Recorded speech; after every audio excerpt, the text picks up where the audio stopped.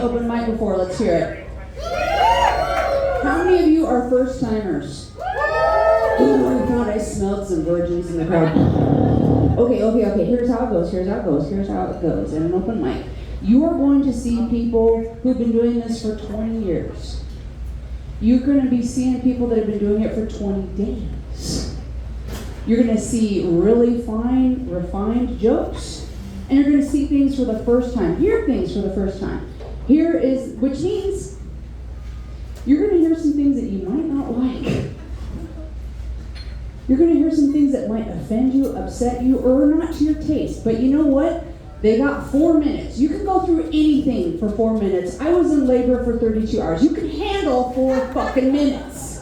All right? No matter what's happening. So just hang on, and it'll be okay. I'm going to start this out. I have some brand new shit we're going to try out. We'll see. We'll give you a taste of how things go. So, I was recently given a new nickname. I have thousands of nicknames. This one I'm really fond of. I was called a dystopian optimist.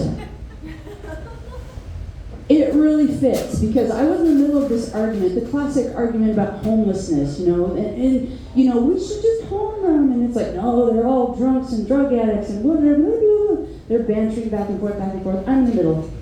And they were like, you're the deal breaker. And I was like, well, okay, I'll tell you the truth. Sometimes people end up homeless because they're alcoholics and drug addicts. But let's be honest, once you are homeless, it's really difficult to get sober. So put them somewhere, and hopefully they get sober. But if they don't, I don't know if you've been to San Francisco, at least they're not puking and shitting on the street. And that's when I was told I was a dystopian optimist, because it was like, I think there's some hope. Maybe they could send them to Idaho. It's not like, we put mayonnaise on potatoes and call it a fucking salad. We are definitely different types of people. Different type of world. My world is an interesting place. I recently turned 51. Don't cheer that. All it means is that I failed to die. Okay, let's be honest. I just kept fucking waking up. That's not a goddamn achievement.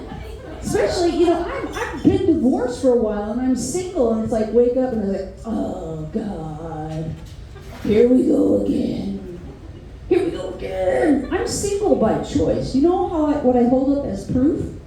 I'm over 50, I'm a divorcee, and I own exactly 0 cats. Do you need any more proof that I'm happy? And people are like, well, you're such a special person. You're such a light in your life. You should be with someone. Why?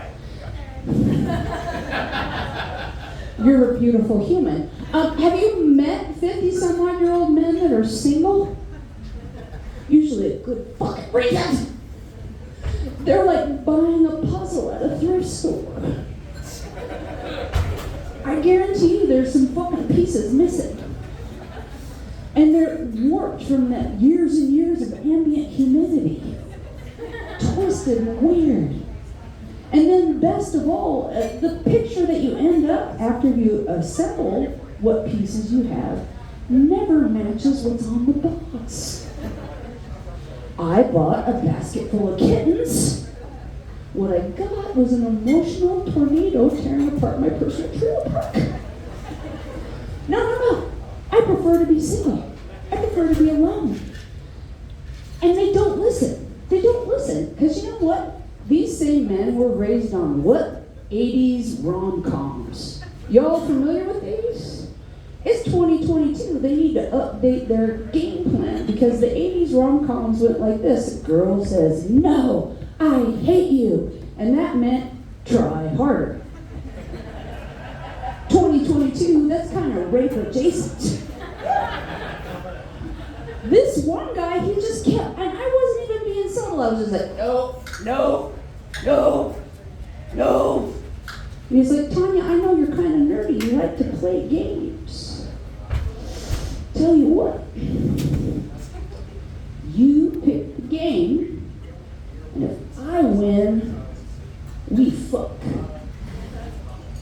But if you win, I'll leave you alone. This is what passed for charming to this fuck nugget. I didn't have to think very long before I looked at him and said, Russian roulette! Because no matter what, I win. If I win, you're dead. And if you win, you're stuck pumping away at my slowly cooling corpse.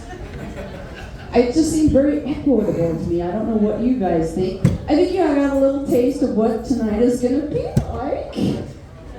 Keep drinking. It'll be good. Next up is a star in the Boise scene. People call her a lot of things, but I prefer to call her